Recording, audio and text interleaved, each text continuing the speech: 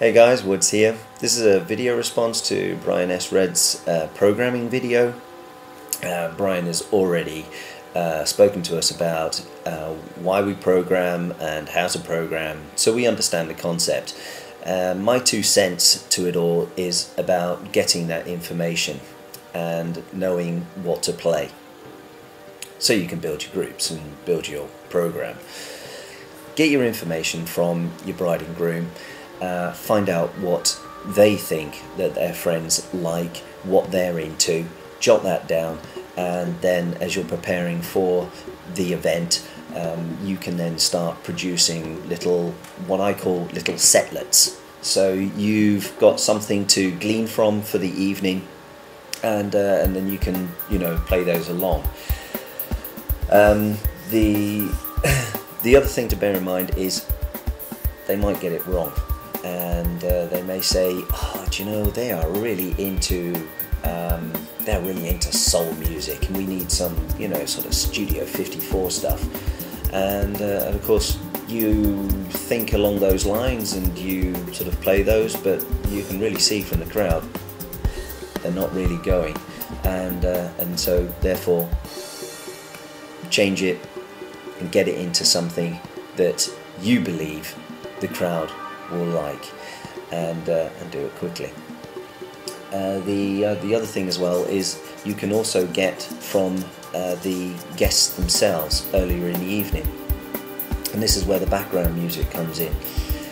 As the meal's coming to an end, start changing the type of music, so you move from real background music to what I would like to say sort of foot tapper sort of music, and from there you can start to form an idea of what they want and what you're going to be doing for the evening.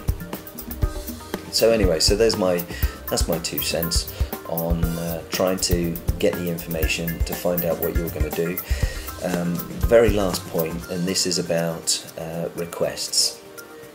I have seen so many comments on YouTube about people saying, I am the DJ and I know what these people want. Let me just tell you and those people, you are not God, and you do not know everything what these people do.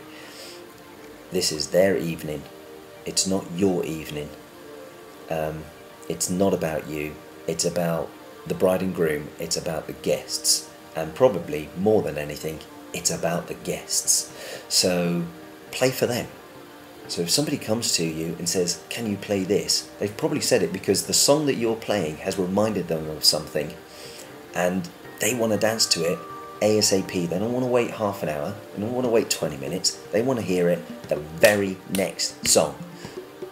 If it works, play it, because they will go away with the evening saying, he played my song and he is a great DJ, and I'm going to book him again, or I'm going to get his telephone number off of the bride and groom, or whatever it is.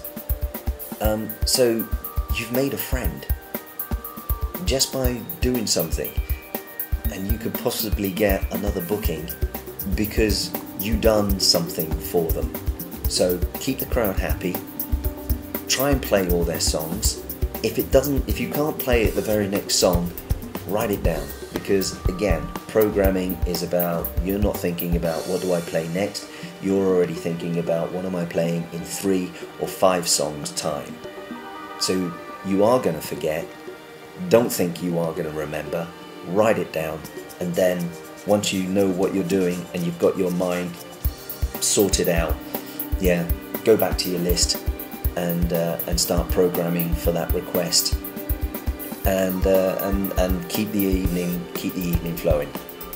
Above all, really, keep those guests happy. Such the thing about this DJ work is that you will play one thing, you've got one sort of plan, as it were, set out.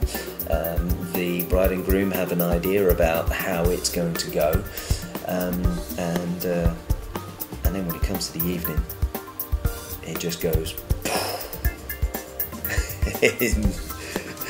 and you just got to go with the flow, man.